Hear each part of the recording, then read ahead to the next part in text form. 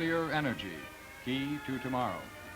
Produced by WQED for the Educational Television and Radio Center. In cooperation with the Westinghouse Electric Corporation and the Atomic Energy Commission. The subject, energy. Your host, Dr. Warren F. Witzig, Manager of Reactor Physics, Bettis Atomic Power Division, Westinghouse Electric Corporation.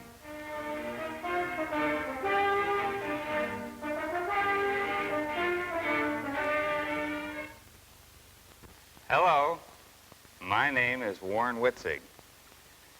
As your host, it is my pleasure to welcome you to this discussion, the first in a series on nuclear energy. Nuclear energy, the key to tomorrow. Now, in this first discussion, quite appropriately, we're going to discuss energy. Energy, is it? What forms does it take? How do we use it? And how much energy do we have, economically, that is? Well, let me digress first for a moment before we go on into energy and show you two bottles on my desk. In these two bottles, we have uranium. In the first, uranium in the form of natural metallic rods. Secondly, in the form of uranium oxide. This is one of our most important sources of energy for tomorrow. For in this bottle, there is the equivalent of nearly 8,000 tons of coal. I think you'll agree with me that that's quite a condensation of energy. And you've probably noticed that on the bottom of the label of this bottle, there is a sign saying that the material is radioactive. Well, yes, it is radioactive, but it is in quite a safe amount. For example, let me point out to you that if you are wearing a watch, which is of the variety that you can see in the dark, in all probability, you have a radioactive compound on this watch. And your wrist is receiving radiation from it. Now, it is an acceptable amount. And of course, with uranium, we use only acceptable amounts, too. Let us come back now to our topic, energy. Whenever we start out into a new field to explore something, we try to utilize the heritage of those that have gone before us. And so, we usually do some research work in the library and build up a bibliography on the topic we're interested in. And in this case, energy, if we go to the library, we'll see that it was referred to in texts very early. For example, I'll point to one of our early books, the Bible. In the first chapter of the Bible, in fact, in the first verse, we have a reference to matter, that is the creation of the earth, and light. And in our discussion now, and in subsequent ones, we'll learn that both matter and light are forms of energy. All right, with our bibliography work done, let us take a look at energy in our everyday life. We define energy as the ability to do work. There are two general forms of it. One is kinetic energy, that is the energy of motion, and the other is potential energy, a kind of stored up energy. Well then, we mentioned this item of everyday life. I have in my hands a very familiar object, the baseball. And we all know that it takes a lot of energy to play the game of baseball. It takes energy to swing the bat. It takes energy to run the bases. It's a very energy-consuming game. Now, in our everyday life, the form of kinetic energy can be easily seen when I cock the baseball. When I have my arm cocked in this position, the ball has potential energy. It is in a form ready to be used. When I throw it, it's in kinetic energy. All right, let us show these forms of energy. Let us use them and transform them.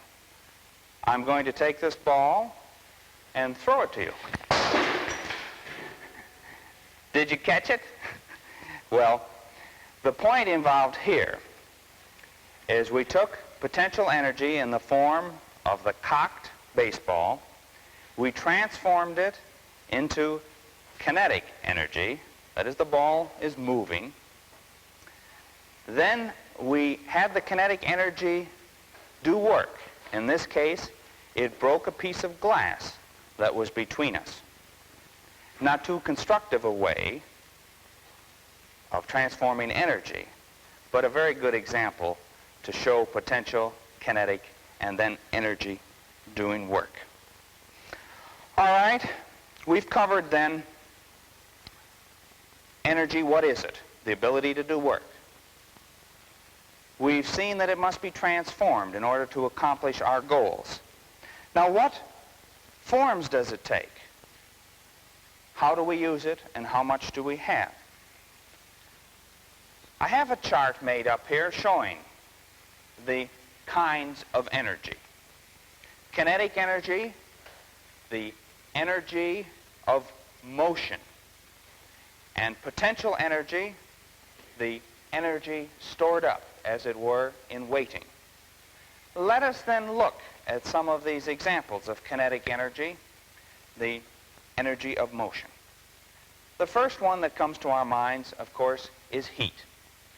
And we use the symbol of the pot-bellied stove to represent all of the furnaces in our factories, the furnaces in our homes, and the many ways that we use heat both industrially and in our residential demands. Another form of kinetic energy is light. And we choose to represent light in the form of the headlamp of our automobile. Within this incandescent bulb, we have a tungsten filament which operates at a very high temperature. This filament radiates light. It, of course, is a symbol for all the forms of light that we use. Another form of energy, kinetic energy, is sound. My voice to you at this very minute is a transfer of energy. And we use the trumpet to illustrate the many forms of sound energy, the automobile horn that we blew on the way to work today, in fact, the whistle that perhaps told us that it was time to start work. And then there's solar energy, a form of kinetic energy. Solar energy is best represented by our sun. This sun and its beams represent solar and radiation energy. Then another form of kinetic energy, electricity. We represent the thundercloud and the strokes of lightning to represent electricity. Ever since the day of Franklin and the key, electricity has been increasingly used in our homes and in our factories. We are so familiar with it today that I don't believe we have to dwell on it any further. All right, then the series of kinetic kinds of energy we've discussed. Let's take a look at the series of potential energies. The greatest one at the present time is chemical. It's a form of potential energy. And the first form of chemical energy that I'd like to show you is the basket of coal. Coal contains carbon, and of course we use this basket of coal merely as a symbol. We burn this carbon with oxygen to form the gas, carbon dioxide, and we release a large amount of heat. We've transformed the potential energy in coal into kinetic. Similarly, oil. We use the symbol of the oil drum to represent oil, and it too contains carbon, and it also contains hydrogen. We burn both the carbon and the hydrogen to carbon dioxide and water, respectively. This burning produces energy. There's another form of energy, food. And we use the market bag with groceries to represent that. You and I need energy. We need it to work, to play, to talk. We even need a little bit to think. Granted, it doesn't take very much, but we need a little. Another common form of potential energy is the storage battery. Here we transform chemical energy directly into electrical energy. Another form of potential energy is hydrostatic. By this we mean water stored behind dams. The height of this water we can utilize by running it through water wheels, thereby using this potential energy. And then last but not least, because truly the key to tomorrow is in the form of nuclear energy. The fission process, that is the splitting of atoms, and the fusion process, the welding together of atoms, is nuclear energy. Now, let us recap then for a moment. We've defined energy, the ability to do work. We've seen its forms. Then let us see how we use energy. But before I show you how we use energy, let me give you one more example of potential energy. This book has potential energy when I raise it from the table. It has potential energy with respect to the table. Potential energy here, I drop it, it became kinetic energy. The kinetic energy did work upon the table, heating the table, heating the book. It made noise, which we both heard. All right, now coming to our use of energy. I have here some canned heat. And this is another form of potential energy. The canned heat is really alcohol, carbon and hydrogen. And I will light this and put it beneath this water boiler. Now, what have I done? I've taken the potential energy in that canned heat, I've ignited the carbon and hydrogen and transformed it to kinetic energy. Now, we've had this burning beneath this water boiler here so that it is now warm. But when I burn this canned heat, I vaporize the water. I boil it, as it were. I vaporize it, change it to steam. I can take the steam out this valve, down this tube to a piston. And I can have that piston drive this flywheel. This is an example of how we can use energy.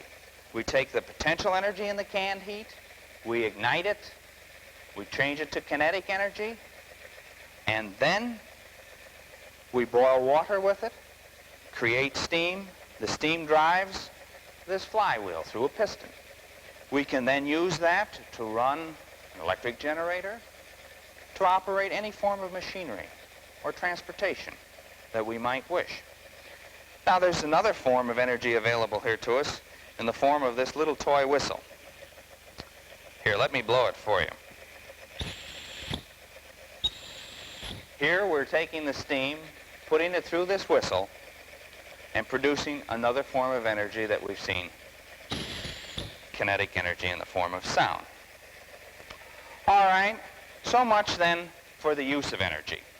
How has atom grown to use this energy?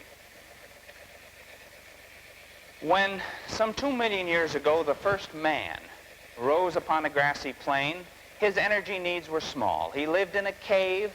He needed very little energy.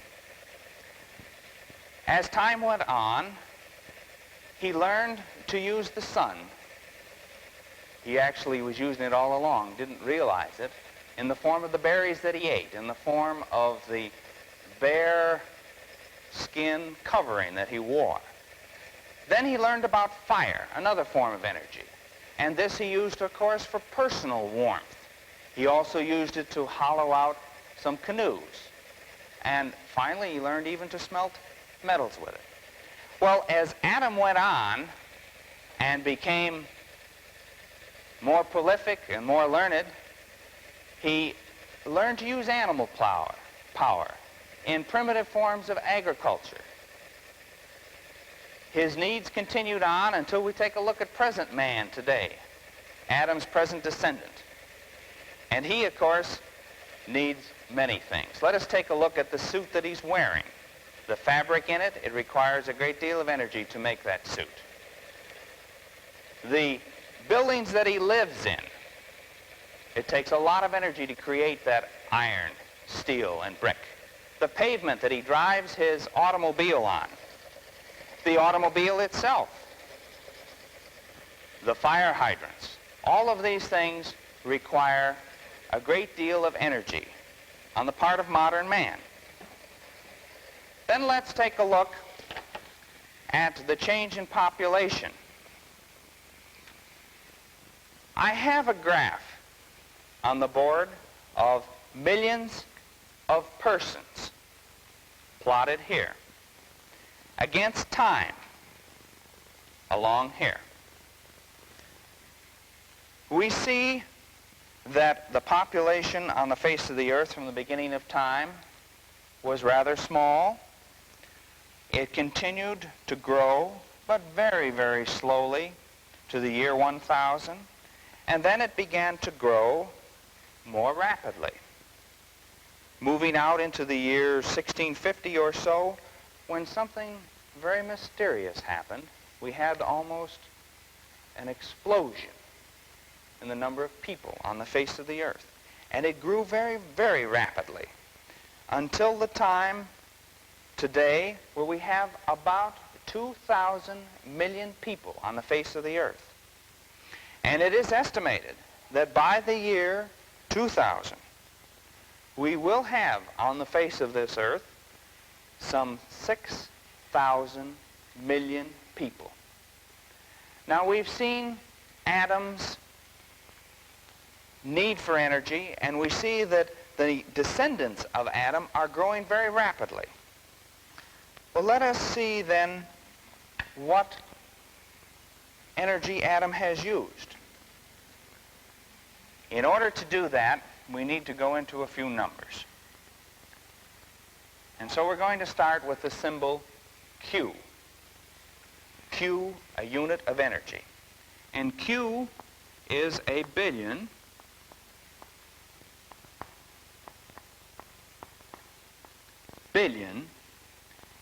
BTUs. Now, what is a BTU? A British thermal unit. That is a smaller amount of energy, the amount of energy that you and I are familiar with. It's the amount of energy to take 1 pound of water and raise it 1 Fahrenheit degree. A fairly small amount of energy. But the Q unit is a billion of these BTUs. All right, let's see how much energy Adam and his sons expended up until the year 1750. From the beginning of time on through the years to 1750, Adam used about 7 Q units. Then, and most of that I must add before I go on, was spent during the time 1650 to 1750, the beginning of the Industrial Revolution.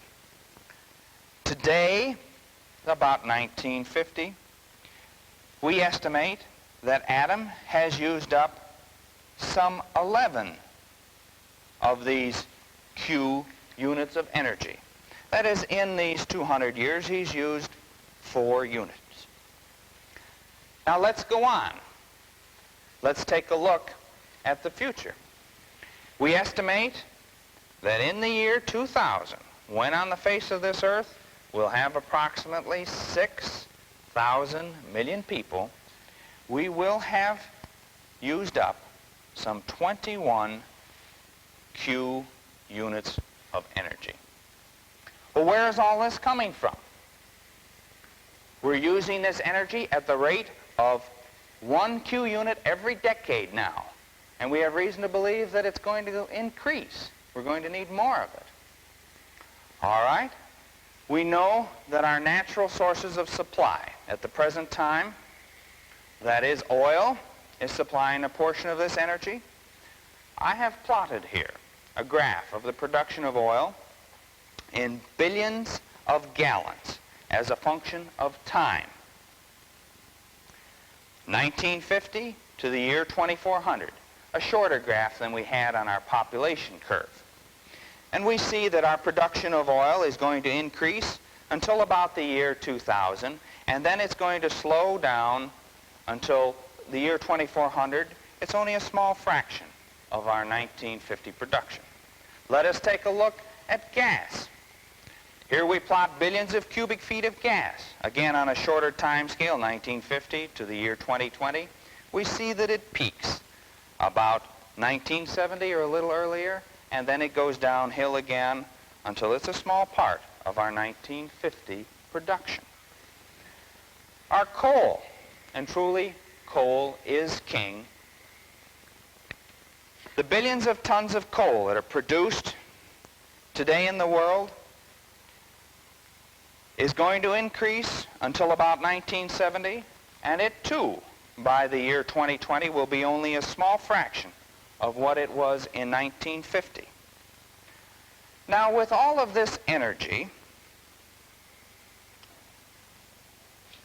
how many Q units do we have?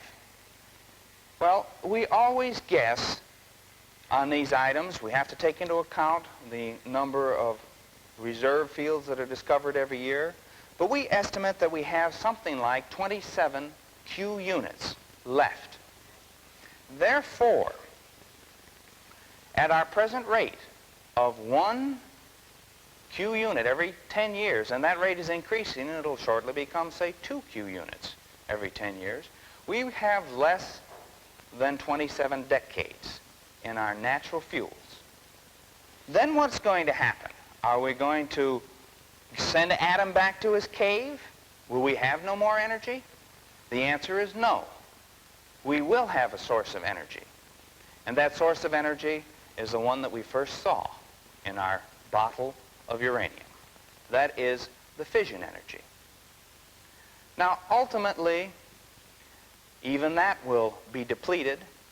We have in that uranium some 1,700 Q units, and certainly we can retrieve more than a third of them. We'll have 500 or 600 that we can use. And therefore, we will have a great deal of energy available in uranium and thorium to carry us on until we can achieve what must be our ultimate salvation in this matter, and that is solar energy or some form of it. Now, you're familiar with the solar batteries that are being used today to drive our transistor radios, and the solar batteries which have been used to power our telephone lines in the southern parts of the United States. They use solar energy. I have here a chart of the surface of the sun, represented by this arc. And as you know, the sun uses fusion, a form of nuclear energy, a form of potential energy. It combines hydrogen into helium. And it does this with large solar flares. And for the sake of comparison, we've put a circle on this chart, and this circle is the size of the Earth. And you can see that our benevolent star, the sun, is truly large. It has a tremendous energy release. You see that in this release, we see phenomenon which are much larger than the size of our Earth. All right, let us recap then. Energy. What is it? Kinetic and potential, the ability to do work. The forms that it takes, we've gone through several of those. How do we use it? We illustrated that by the use of our steam engine on the table.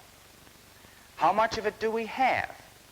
We saw that in our natural resources, we have only a limited amount and that before the end of this century, we must turn to another source. And that source will be nuclear energy. That source will be the fission process represented so ably by these two bottles of uranium. They will carry us over until we have developed solar energy. Now, we're very fortunate because today the Atomic Energy Commission of the United States is working on the fusion process, a form of solar energy. This work is proceeding to really, in a sense, achieve a controlled hydrogen bomb. The goal is to produce on this Earth our own miniature sun. But that is some time off. The authorities in this field estimate that it will take several more decades before we are able to crack through this technical barrier. But then we will have more than enough energy for all the people that could possibly live on the face of this Earth. Until that time, we will depend upon the energy, nuclear energy, that's in the form of this uranium in the bottle. Now, we will continue to talk in our subsequent series about nuclear energy. Our next discussion is going to be on matter and energy. At that time, I will have with me a very distinguished colleague in the nuclear field who is going to talk to us on that topic.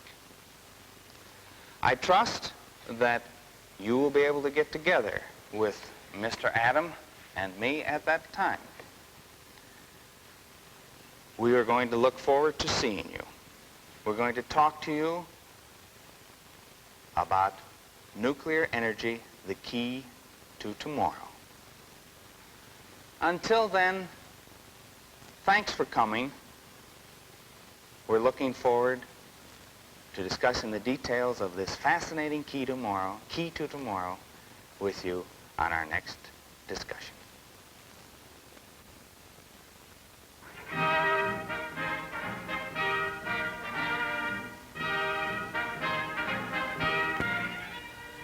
Nuclear Energy, Key to Tomorrow. Produced by WQED for the Educational Television and Radio Center, in cooperation with the Westinghouse Electric Corporation and the Atomic Energy Commission. The subject, energy. Your host, Dr. Warren F. Witzig, Manager of Reactor Physics, Bettis Atomic Power Division. Technical advisors for this program, Edward R. Sanford and Raymond R. Schiff. Engineering supervision by Frank Stuckman and Stephen Zorbas. Production and direction for the series by John W. Ziegler and Robert E. Potts.